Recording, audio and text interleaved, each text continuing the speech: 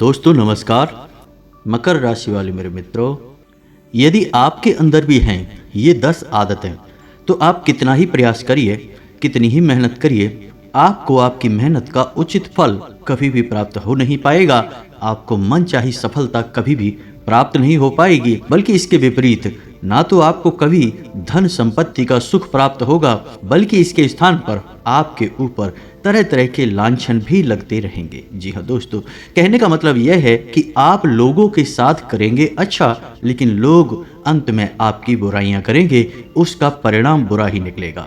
जहां आप लोगों को सुख देने की कोशिश करेंगे, लोगों को चाहे अनचाहे दुख प्राप्त हो जाएगा, यानी आपके हर एक करनी का गलत परिणाम ही निकलेगा, जिसका नतीजा यह होगा कि आप मन ही मन दुखी रहना शुरू कर देंगे।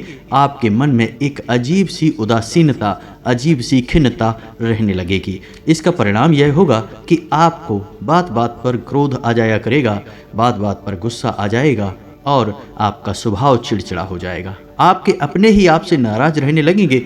आपको जब अपनों की जरूरत होगी तब आपके अपने आपके साथ नहीं होंगे।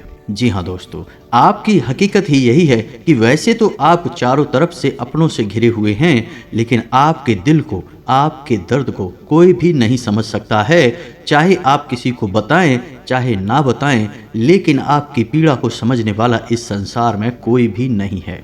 आप अंदर ही अंदर घुटते रहते हैं, क्योंकि आप जितना प्रयास करते हैं अपने इन दुखों से, इन तकलीफ़ों से लड़ने का, उतना ही आप हार जाते हैं, क्योंकि आप अकेले हैं, आपका कोई साथ नहीं दे रहा है और आपके द्वारा किए गए प्रयास निष्फल दिखाई देते हैं। जी हाँ दोस्तों, आप बहुत अच्छे इंसान हैं, आप मेहनत बहुत करते हैं, आपके अंदर धार्मिकता की भावना भी बहुत है, लेकिन आपको मन चाहे परिणाम प्राप्त होते नहीं हैं। इसका कारण कहीं ना कहीं आपके अंदर ही छुपी हुई कुछ ऐसी बुराइयां हो सकती हैं जिनके बारे में आपको शायद अब तक पता नहीं है। जी हाँ दोस्तों, हम जानते हैं कि जैसे ही आपको यह पता चलता है कि आपके अंदर यह कमी है, आप तुरंत उसके ऊपर काम करना शुरू कर देते हैं, क्योंकि आप दिल से यह चाहते हैं कि आपके जीवन में उन्नति आए, बदलाव आए, क्योंकि आप ना केवल खुद खुश होना चाहते हैं, बल्कि आपसे जुड़े जितने भी लोग हैं, आपके घर परिवार के, आपके मित्र सखा, आप सभी के चेहरों पर एक मुस्कुराहट देखना चाहते हैं।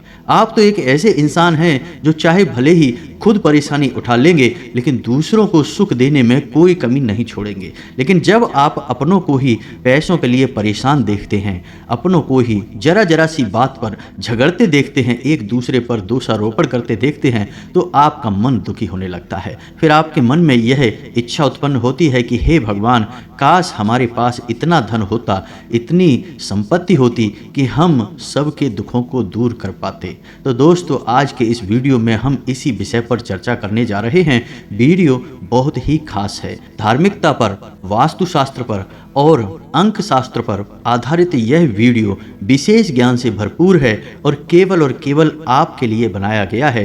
तो समय निकालकर इस वीडियो को पूरा देखें। हमारा आपसे निवेदन है कि आप यदि इस वीडियो को पूरा देखेंगे तो आपको वीडियो के अंत में एक बहुमूल्य ज्ञान का खजाना प्राप्त हो जाएगा, जिसका उपयोग करके आप निश्चित तौर पर अपने जीवन में आगे बढ़ेंगे, सफलता प्राप्त करेंगे। जी हाँ दोस्तों, हम अपने पिछले कई वीडियोज में आपको यह बात बता चुके हैं कि आपको ईश्वर की कृपा भी कभी प्राप्त नहीं हो सकती, कोई भी सद्गति कभी भी प्राप्त नहीं हो सकती, जब तक कि आपकी आसपास का ऊर्जा क्षेत्र दूषित रहेगा, नकारात्मक रहेगा। जी हाँ दोस्तों, कहने का मतलब यह है कि यदि आपके आसपास नकारात्मक शक्तियों का वास है, तो आप कितनी ही मन से पूजा पाठ करें, लेकिन उसके परिणाम को, उसके फल को वह नकारात्मक ऊर्जा सोख जाएगी, खा जाएगी। आपको कुछ भी प्राप्त होगा नहीं। आप चाहे कितना ही दान पुण्य करें, किसी की कितनी ही मदद करने की कोशिश करें, नतीजे नकारात्मक ही हासिल होंगे,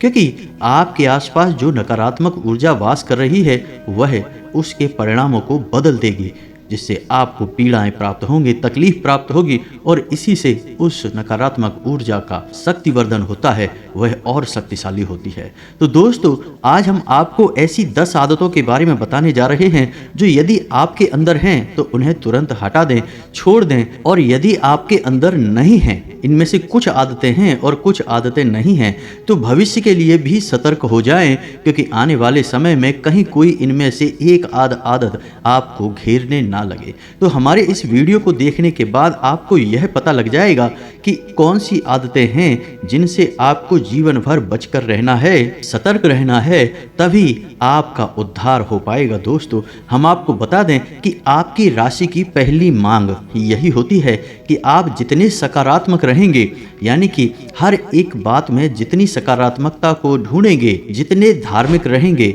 जितने आशावान रहेंगे, उतने ही आपको सफलता मिलेगी। आपने जैसे ही नकारात्मकता को अपनाया, ईश्वर का अपमान किया, धर्म का अपमान किया, वैसे ही आप परेशानी और अंधकार में डूब जाएंगे। तो आपको जितना हो सके उतना पॉजिटिव रहना है। दोस्तों, ईश्वर में विश्वास बनाए रखिए। यदि जीवन में तकलीफें हैं तो ईश्वर के द्वारा दी गई परीक्षा समझकर इन तकलीफों को हंसते हुए सहन करिए। दोस्तों, भविष्य बहुत ही सुंदर है।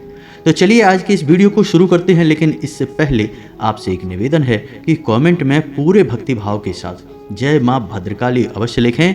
माता बड़े ही प्रेम से आपको आशीर्वाद देंगे, आपका उद्धार होगा।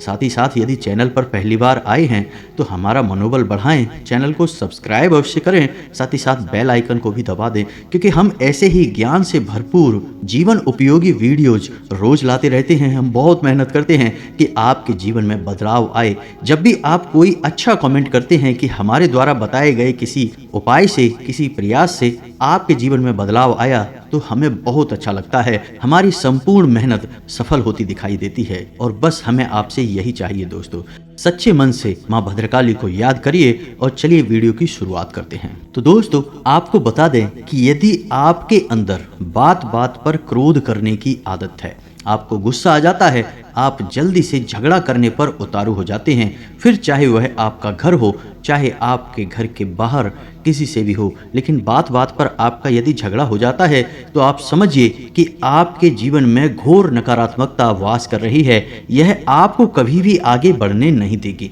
आप चाहे कितना ही प्रयास करिए, आपके हर एक प्रयास निष्फल होंगे, आपको नाकामयाबी ही हासिल होगी। जी हाँ दोस्तों, तो आपको अपने मन मस्तिष्क को जितना हो सके उतना शांत रखना है। ना केवल खुद शांत रहना है, क्रोध पर काबू पाने की कोशिश करना है, बल्कि अपने घर के माहौल को भी बहुत ही शांत और सुगम बनाकर रखना है।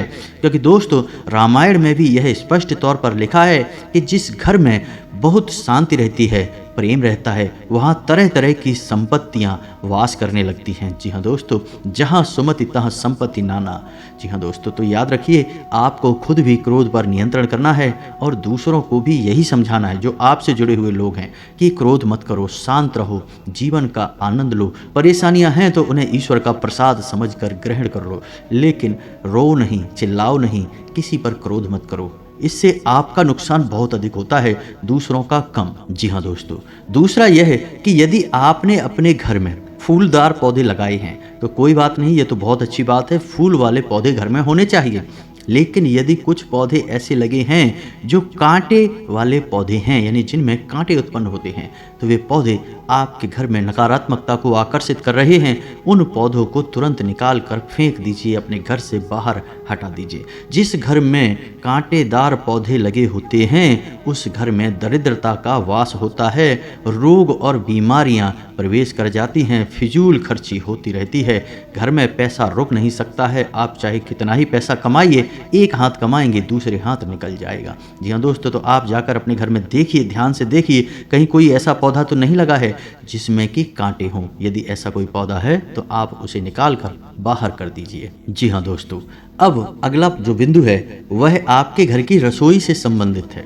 यदि आपके घर की रसोई में जूठे बर्तन पड़े रहते हैं, जब भी आप देखेंगे तभी जूठे बर्तन पड़े रहते हैं, तो यह नकारात्मकता का सूचक है। यदि आपके घर के रसोई घर में गंदगी रहती है, खाने के सामान इधर उधर अस्त व्यस्त पड़े रहते हैं, बर्तन इधर उधर पड़े रहते हैं, तो यह भी नकारात्मकता को आकर्षित करता है, दरिद्रता का वास आपके घर में निश्चित कर देता है। जी हाँ दोस्तों, क्योंकि रसोई घर में माँ अन्नपूर्णा का वास होता है। रसोई घर कोई साधारण स्थान नहीं है दोस्तों, आपके घर का पावर हाउस है रसोई घर।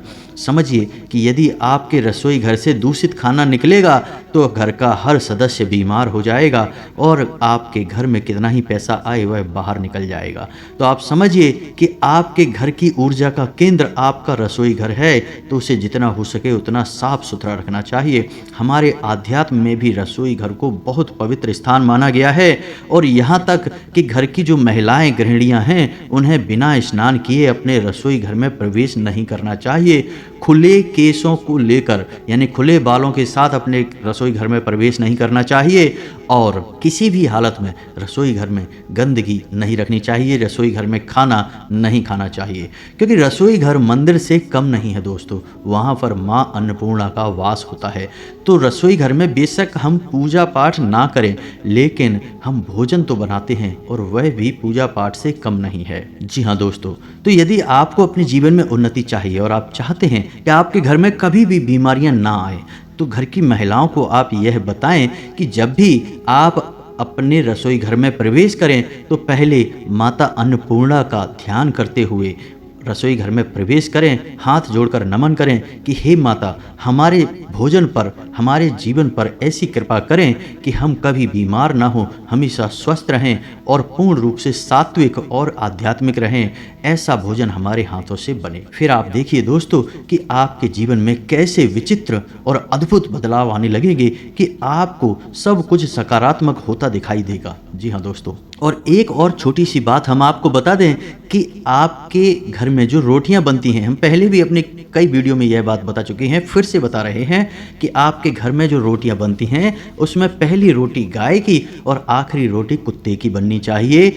लेकिन इसी के साथ साथ आपको यह भी आदत बनानी है कि आपके रसोई घर से जो पहली थाली परोस कर निकाली जाएगी वह आपके घर के सबसे बड़े सदस्य के लिए होनी चाहिए, बुजुर्ग सदस्य के लिए होनी चाहिए। जी हाँ दोस्तों, जब आप ऐसा करेंगे तो आपको किसी भी कीमत पर पितृदोष नहीं लग सकता है। जी हाँ दोस्तों, आपके घर में बुजुर्गों का सम्मान होता है, गाय को और कुत्ते को रोटी निकाली जाती है और यह सब पितरों को बहुत अधिक प्रिय है और इससे पितृ ऊर्जावान होते हैं। आपके ऊपर किसी भी प्रकार का पितृदोष नहीं लग सकता है। जी हाँ दोस्तों, अगला जो विषय है वह यह है कि यदि आपके घर में कोई बड़ा वास्तु दोष है, भयंकर वास्तु दोष है, तो वह भी आपको जीवन में कभी आगे बढ़ने नहीं देगा।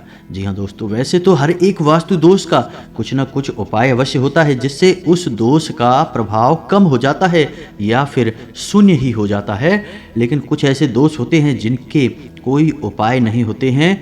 कभी कभार यदि उपाय कार्य कर जाए तो फिर आपका सौभाग्य मानिए, वैसे साधारण तौर पर इन दोषों के कोई उपाय नहीं होते हैं। जैसे कि आपके घर का ईशान कोण यदि प्रदूषित है, उसमें गंदगी रहती है, वह भारी है, वहाँ प्रकाश की भरपूर व्यवस्था नहीं है, तो वह एक बड़ा वास्तु दोष है। आपके घर का ब्रह्म स्थान यदि भारी है, उस स्थान पर आपने कुछ वजनदार चीज़ें रख रखी हैं, वह भी गंदा रहता है, जूते चप्पल आदि पड़े रहते हैं, प्रदूषित रहता है। और यदि ब्रह्म स्थान पर आपकी किचन वगैरह है तो यह एक बड़ा वास्तु दोष उत्पन्न करता है और इससे आपको जीवन में कभी सुख समृद्धि हासिल नहीं हो सकती। और दोस्तों, इन वास्तु दोषों का कोई विशेष उपचार है नहीं, इनका एक ही उपचार है कि इन वास्तु दोषों को मिटाया जाए और निर्माण को बदला जाए। जी हाँ दोस्तों, जो कि सामान्य तौर पर संभव नहीं है। तो जब भी आप कभी अपने जीवन में घर बनवाएं तो विशेष तौर पर यह ध्यान रखें कि कोई बड़ा वास्तु दोष उत्पन्न ना होने पाए। अपना घर वास्तु के अनुसार ही बनवाएं, आपके जीवन में सब कुछ अपने आप सकारात्मक हो जाएगा। वास्तु है क्या? वास्तु असल में घर की ऊर्जाओं को व्यवस्थित करने की, साधने की एक विधि है। तो यदि आप घर की ऊर्जाओं को पहले ही व्यवस्थित कर देंगे तो फिर नकारात्मक ऊर्जा आपके घर में कभी भी प्रवेश ही नहीं कर पाएगी। तो वास्तु दोष को विशेष तौर पर ध्यान में रखें दोस्तों। हम समय समय पर अलग अलग वास्तु दोष के निवारण के लिए कई वीडियोज में जानकारी लेकर आते रहते हैं और कुछ ऐसे शक्तिशाली वास्तु उपाय भी आपको हम बताते हैं। जैसे धन का कटोरा एक ऐसा उपाय था जिसको करने से कई लोगों के जीवन में बड़े बदलाव आए हैं। तो आप हमारे वीडियोज को नियमित तौर पर देखा करिए, हम आपको कई विशेष उपाय अपने वीडियो के बीच बताते रहते हैं। जी हाँ दोस्तों, अब इसी से जुड़ा हुआ अगला आपका विषय है कि यदि आपके घर में शाम के समय और सुबह के समय दरवाजे पर साफ सफाई नहीं रहती है, गंदगी रहती है, और शाम के समय आपके दरवाजे पर अंधेरा रहता है, रात में भी अंधेरा रहता है, तो यह आपके लिए शुभ नहीं है। दोस्तों, आप अपने दरवाजे पर प्रकाश की उचित व्यवस्था करिए। जी हाँ दोस्तों, और रात भर एक ऐसा बल्ब लगाइए जो प्रकाशित होता रहे, जलता रहे। और यदि आपके दरवाजे पर कोई नेम प्लेट लगी है तो उस पर भी आप प्रकाश अवश्य डालिए। आप देखेंगे कि आपके जीवन में सकारात्मकता प्रवेश करने लगेगी।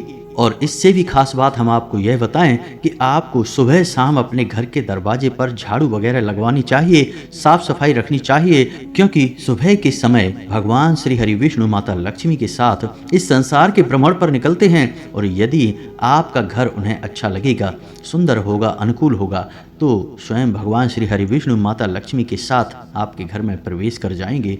और इसी प्रकार शाम के समय भगवान भोलेनाथ माता पार्वती के साथ इस संसार के भ्रमण पर निकलते हैं। तो शाम के समय और सुबह के समय विशेष तौर पर हमें अपने घर के दरवाजे पर साफ सफाई का ध्यान रखना है, और हो सके तो जल का सिंचन करके एक चौक बनाकर दीपक गाय के घी से बना हुआ अवश्य जलाएं। ये बहुत ही अधिक शुभ है।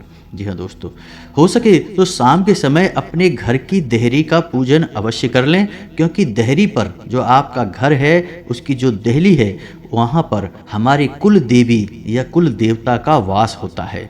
जी हाँ दोस्तों, तो इस लिहाज से भी आपके घर के दरवाजे की साफ सफाई बहुत आवश्यक हो जाती है। इससे ना केवल भगवान श्री हरि विष्णु भगवान भोलेनाथ प्रसन्न होते हैं, बल्कि आपकी कुल देवी या कुल देवता का आशीर्वाद भी आपको प्राप्त होता है। जी हाँ दोस्तों, यदि आपके जीवन में ये सब चीज़ें शामिल नहीं हैं तो आप हमारे कहने से कुछ दिनों के लिए इनको अपने जीवन में शामिल करके देखिए।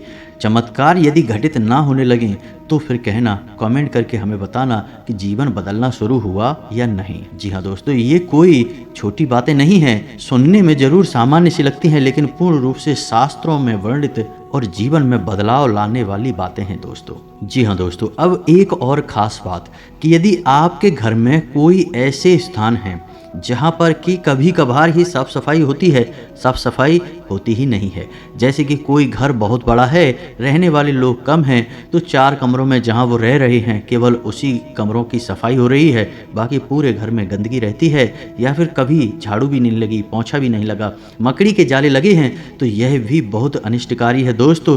कुछ भी करके आप अपने पूरे घर को ही साफ सुथरा रखें, मकड़ी के जाले ना लगने दें, यह बहुत ही अपशगुनी होता है। इससे जीवन में कभी भी सुख समृद्धि नहीं आती है दोस्तों। इसी के साथ साथ आप यह भी कर सकते हैं कि शाम के समय अपने घर के ब्रह्म स्थान में एक कटोरी में कपूर और लोबान प्रज्वलित करें। रोज नहीं तो कभी कभार अवश्य करें, विशेष तौर से मंगलवार और शनिवार के दिन अवश्य करें।